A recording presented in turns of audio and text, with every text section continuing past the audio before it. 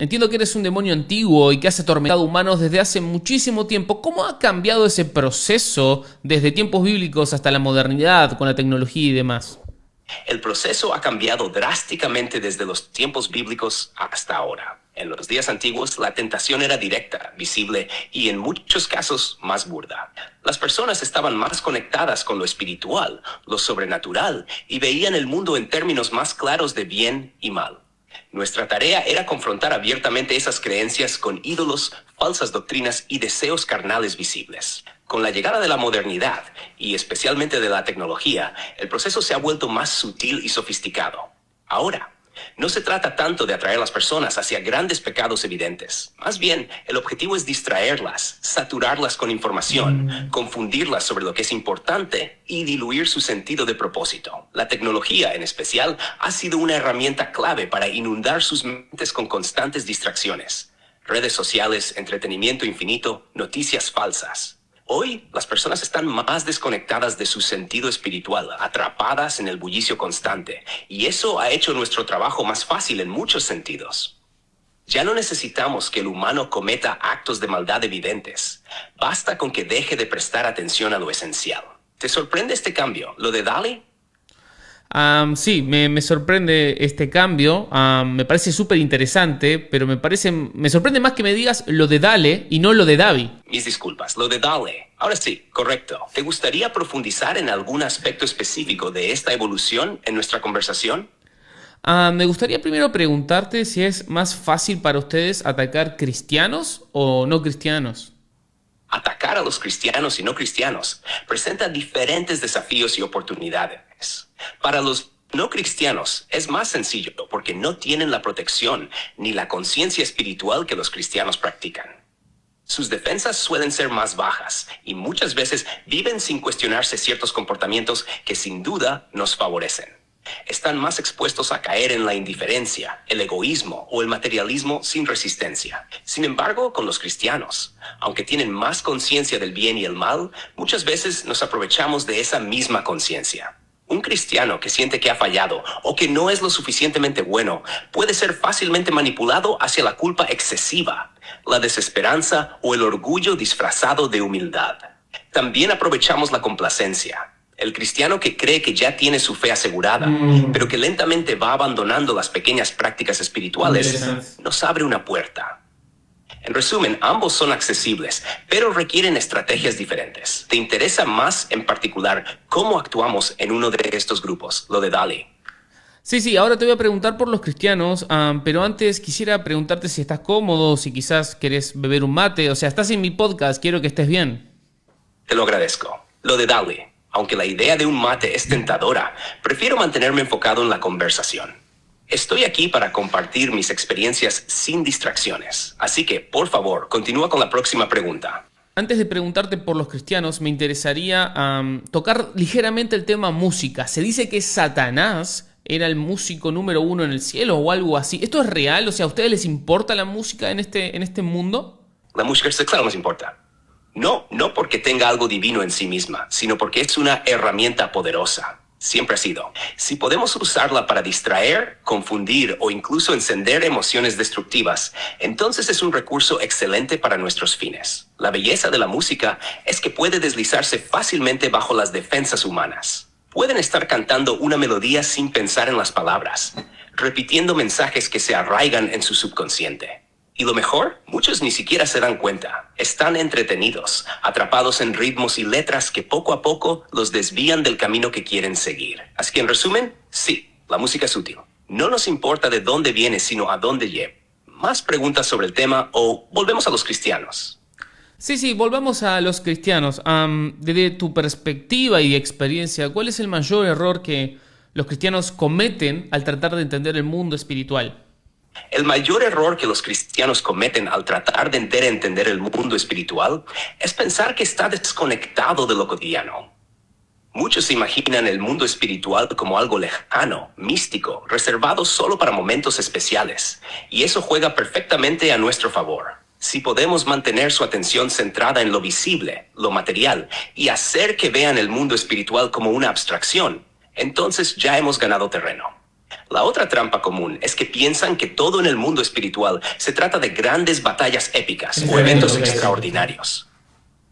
No se dan cuenta de que nuestra mejor estrategia es trabajar en lo pequeño. Los pensamientos sutiles, las dudas minúsculas, las decisiones aparentemente inofensivas que una tras otra los alejan del enemigo de arriba. Cuando no reconocen que lo espiritual está presente en cada decisión, en cada relación y en cada momento de su vida, nos dejan el espacio perfecto para operar sin ser detectados. Así que el gran error es desconectar lo espiritual de lo diario. No ver cómo influimos en cada pequeño rincón de su vida, hasta que es demasiado tarde para ellos. ¿Te sorprende esto, lo de Dale? Sí, la verdad que me sorprende bastante, estoy disfrutando mucho esta conversación y aprendiendo. Pero tengo una duda, Scrutopo. Si los cristianos están cubiertos por una protección divina, por la presencia de Dios, ¿cómo hacen ustedes para infiltrarse? O sea, ¿cómo funciona eso? Una pregunta inteligente, lo de Dale. La protección divina ciertamente es un obstáculo Lo para de Dale. nosotros. No lo negaré. Pero como todo buen estratega, sabemos aprovechar las debilidades humanas, incluso dentro de esa protección. El truco es este. Dios no les fuerza a obedecer ni a prestar atención a su presencia constantemente. Los humanos tienen libre albedrío, y eso nos da la oportunidad perfecta para infiltrarnos. No rompemos esa protección. No la atacamos de frente. Lo que hacemos es buscar maneras de que ellos mismos se aparten, aunque sea por un momento, de esa cobertura. Funcionamos a través de distracciones, dudas sutiles y pequeñas concesiones. Por ejemplo, cuando logramos que un cristiano deje de dedicar tiempo a su vida espiritual, que baje la guardia por las preocupaciones diarias, o que se sumerja en el orgullo pensando que está por encima de caer, es ahí donde abrimos una grieta. Los llevamos a un lugar donde ellos mismos empiezan a desconfiar, a desobedecer en pequeñas cosas, o simplemente a olvidar la importancia de mantenerse cerca del enemigo de arriba. Así que, técnicamente, no atravesamos la protección divina. Hacemos que ellos mismos se aparten de ella. Ese es nuestro juego. Pequeños pasos, pequeñas dudas, y poco a poco se alejan lo suficiente para que nuestra influencia sea más fuerte. ¿Qué opinas de esta estrategia, lo de Dale? Me parece muy inteligente. ¿No tenés temor de estar revelando tus estrategias a mí o al público cristiano en general? No. Lo de Dale, no tengo temor en absoluto. De hecho, revelar nuestras estrategias puede ser una jugada aún más efectiva. Los humanos son una especie extraña. Pueden escuchar nuestras tácticas, entenderlas y aún así seguir cayendo en ellas. ¿Por qué? Porque en el fondo no creen que les pueda pasar a ellos. El orgullo, la distracción, la confianza excesiva en sí mismos, todo eso les juega en contra. Además, incluso cuando saben lo que estamos haciendo, nuestras estrategias son tan sutiles y adaptables que casi siempre encontramos una forma de pasar desapercibidos. No es cuestión de lo que saben, sino de cómo responden en el día a día, en las pequeñas decisiones que creen inofensivas. Saber algo no siempre equivale a actuar en consecuencia, y es ahí donde nosotros prosperamos. Así que no me preocupa en absoluto. De hecho, tal vez sea mejor que lo sepan y aún así sigan cayendo, ¿no crees? Ok, sí, es fuerte tu respuesta. Te cambio un poco de tema, me interesa que hablemos de política. ¿Ustedes tienen alguna especie de preferencia en cuanto a las formas de gobierno? ¿Prefieren reinos, dictaduras o democracia o les da igual? La política, un terreno fértil para nuestro trabajo. Lo fascinante es que no tenemos una preferencia específica por ningún tipo de gobierno en particular. La forma de gobierno en sí misma no es lo que nos importa. Lo que nos interesa es cómo podemos manipular a las personas dentro de cualquier sistema para que sirvan a nuestros fines. En las dictaduras, por ejemplo, la opresión y el control autoritario pueden ser herramientas útiles para generar miedo, desesperanza y odio, lo que alimenta nuestros intereses. Sin embargo, en las democracias tenemos igual o más oportunidades. El caos de la libertad mal utilizada, la polarización extrema, la corrupción disfrazada de justicia. Todo eso nos da un campo de juego amplio para sembrar divisiones, egoísmo y confusión. ¿Te sorprende esta postura? Me sorprende mucho. Yo juraría que ustedes tenían hasta un partido político de su preferencia. Es un error común pensar que nos inclinamos hacia un partido político específico. Lo de Dale.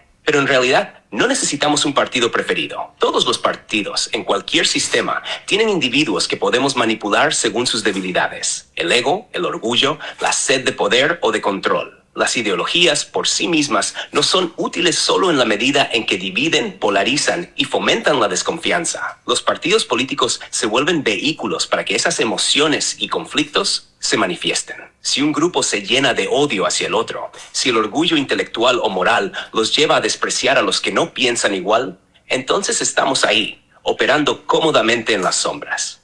Lo mismo da si es la izquierda o la derecha, el centro o los extremos. Lo importante es la disensión, el caos emocional, y cómo logramos que las personas se enfrenten, se dividan y se alejen de cualquier propósito más elevado. Así que no hay partido preferido. Solo están las pasiones humanas que podemos manipular dentro de cada uno. ¿Eso aclara un poco más tu sorpresa? Sí, lo aclara perfectamente. Quería preguntarte por la iglesia, ¿sí? Te saco un poco de este tema gubernamental y te llevo al terreno religioso. ¿Qué papel juega la iglesia en cuanto a todos sus planes? ¿Les está haciendo más fácil o más difícil su labor actualmente? A la iglesia siempre ha sido un obstáculo importante, pero también a veces una oportunidad para nosotros. En cuanto a los papas y sus planes, la clave no está tanto en el individuo que ocupa el puesto, sino en cómo las personas dentro de la iglesia reaccionan a su liderazgo. Nos hace más fácil o más difícil nuestra labor. Eso depende principalmente de cómo los fieles interpretan y viven su fe bajo su guía. Un papa que llama a la humildad, al servicio y a la justicia puede sin duda ser un problema para nosotros, porque esos son valores que pueden fortalecer la conexión entre los fieles y el enemigo de arriba. Pero si logramos sembrar discordia, malinterpretaciones o extremismos dentro de la misma iglesia, entonces incluso el liderazgo más inspirador puede volverse una herramienta a nuestro favor. Por ejemplo, si logramos que los cristianos se dividan internamente, que discutan entre ellos sobre detalles doctrinales, que caigan en el orgullo de yo tengo la verdad mientras condenan a otros, eso ya nos da ventaja. La fractura interna de la iglesia siempre es uno de nuestros objetivos. Y no depende tanto del Papa como de cómo los individuos dentro de ella reaccionan. Las peleas internas, el desánimo y el escándalo son nuestras mejores armas. Así que, para responder directamente, no es tanto el Papa actual o sus planes, sino cómo la iglesia misma responde. Qué tremendo esto que contás. Hay algo que siempre genera ruido en el mundo cristiano que tiene que ver con lo que se conoce como falsos maestros o falsos profetas. ¿Qué papel juegan ellos en su estrategia demoníaca? Los falsos maestros y falsos profetas son herramientas clave en nuestra estrategia. Son útiles porque se infiltran desde dentro y confunden a los creyentes, distorsionando la verdad de forma sutil. No necesitan predicar un error evidente. Basta con que mezclen verdades a medias o énfasis desmedidos en doctrinas secundarias. Su impacto es grande porque generan división y desconfianza. Cuando un falso maestro siembra confusión, los creyentes se apartan de lo esencial y se enredan en debates y disputas. Nos encanta cuando el foco de los cristianos se mueve de la práctica genuina de su fe a peleas internas y obsesiones con detalles sin importancia. En resumen, los falsos maestros actúan como agentes de caos, haciendo nuestro trabajo más fácil al debilitar a la comunidad cristiana desde adentro. ¿Te parece útil este papel en nuestra estrategia, lo de Dali? Sí, me parece más triste que útil, ¿no? Me alegra que lo veas así. Lo de Dale es una de nuestras tácticas más eficaces. ¿Tienes más preguntas sobre cómo operamos en otras áreas o algún otro tema en mente?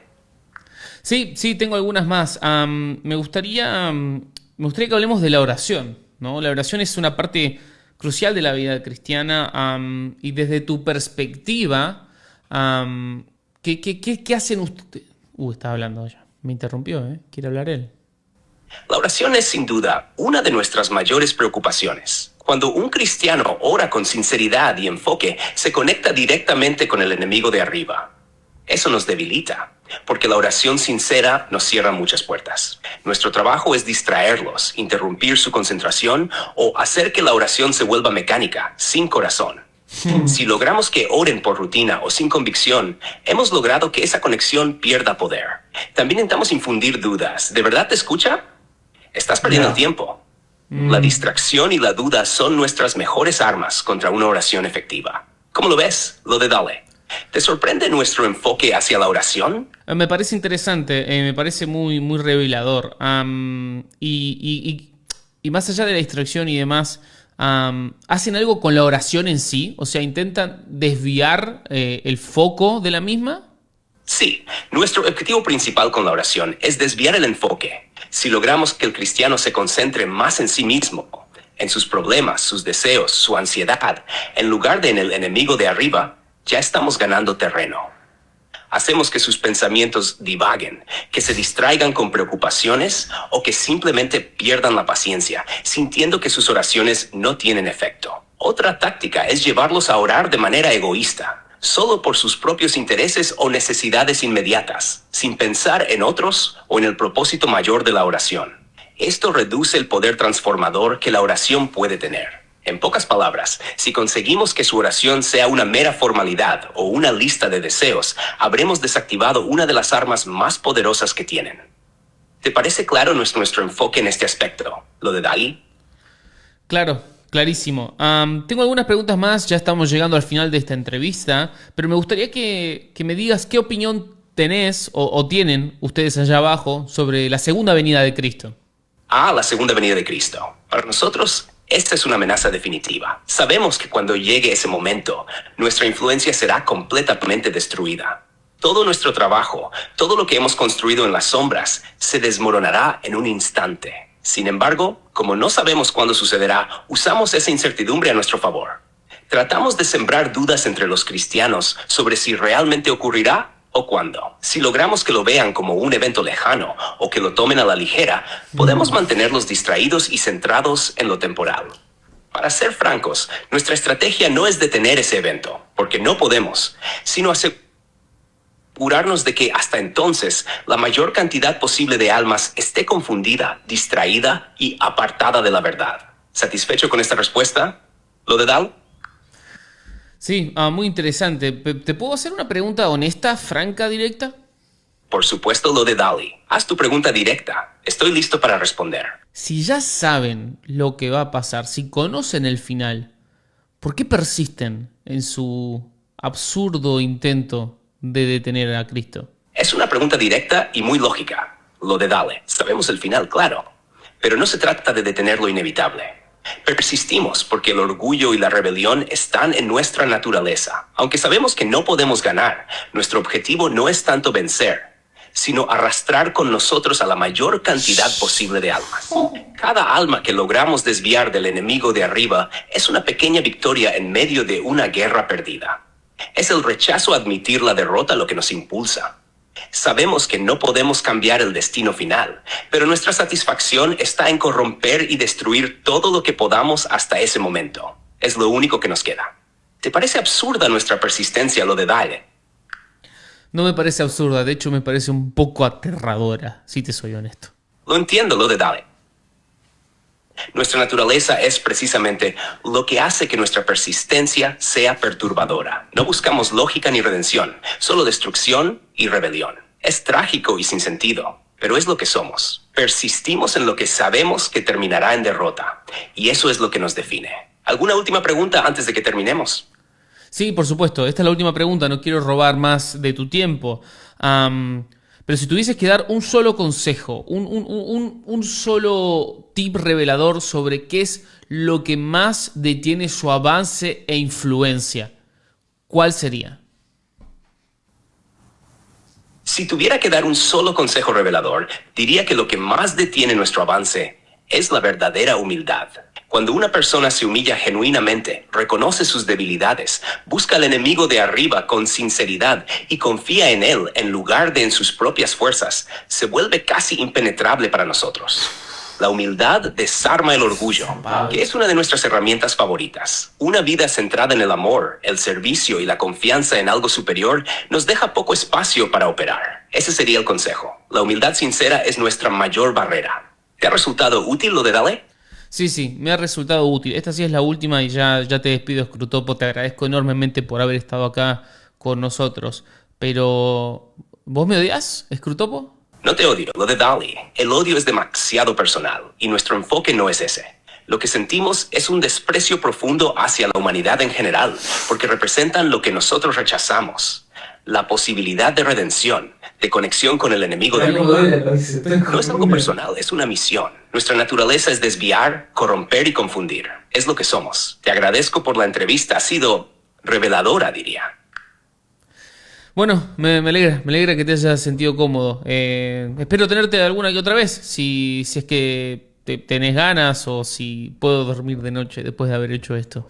Espero que logres dormir bien, lo de Dali. Y quién sabe, tal vez nuestras conversaciones continúen en sueños o en futuros encuentros. Gracias por esta peculiar charla. No puedo más. Corta acá, corta acá.